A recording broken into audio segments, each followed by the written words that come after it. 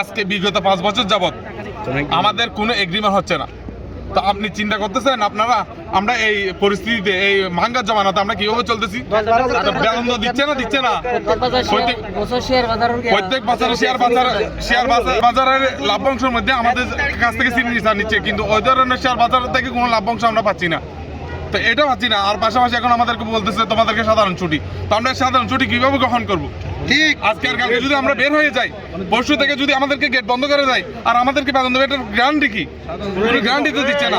আমাদের দাবি হচ্ছে যে আমাদেরকে লিখিত তাহলে আমরা এই ছুটি মেনে নিতে রাজি আছি, আর না হলে আমরা এই আন্দোলন চলবে, আমরা এটা মেনে নেব না।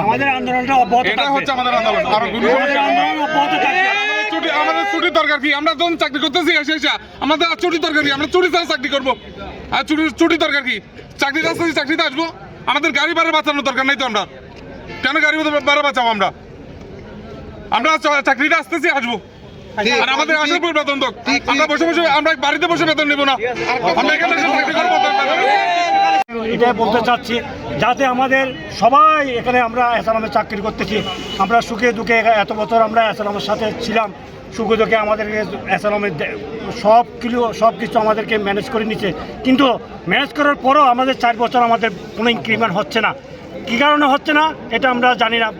সারা বছর প্রোটেকশন চলতেছে, সারা বছর সব কিছু চলতেছে, তারপরেও আমাদেরকে এই 4 বছর ইনক্রিমেন্ট দিচ্ছে না, চাচ্ছে না। কিন্তু হঠাৎ করে আজকে এসে আমাদের বলতেছে অনির্দিষ্টকালের জন্য এটা বন্ধ ঘোষণা করা হচ্ছে। কিসের জন্য বন্ধ ঘোষণা করা হচ্ছে তা আমাদেরকে উল্লেখ করে বলে নাই। তাই আমি আপনাদের মাধ্যমে, আপনাদের পত্রিকার মাধ্যমে, আপনাদের মিডিয়ার মাধ্যমে আমি বলতে চাই, আমাদের এই সুরাহাটা যাতে সুন্দরভাবে হোক। সবার মতামত নিয়ে আমরা আজকে 5টার মধ্যে আজকে জিএম স্যারের কাছে এবং হেড অফিসের কাছে জানতে চাইব কী জন্য আমাদেরকে বন্ধ দিচ্ছে এবং আমাদের বেতন চালাবে কিনা, নির্দিষ্ট সময়ে আমাদের বেতন দিবে কিনা। সেই জন্য আমি আপনাদের মাধ্যমে এটা আমি বলতে চাই, যাতে আমাদের সুন্দরভাবে সুষ্ঠুভাবে এই যা শুরু হোক। সবার কাছে আমি এটা দোয়া কামনা করছি। ধন্যবাদ সবাই। আপনার নামটা কি?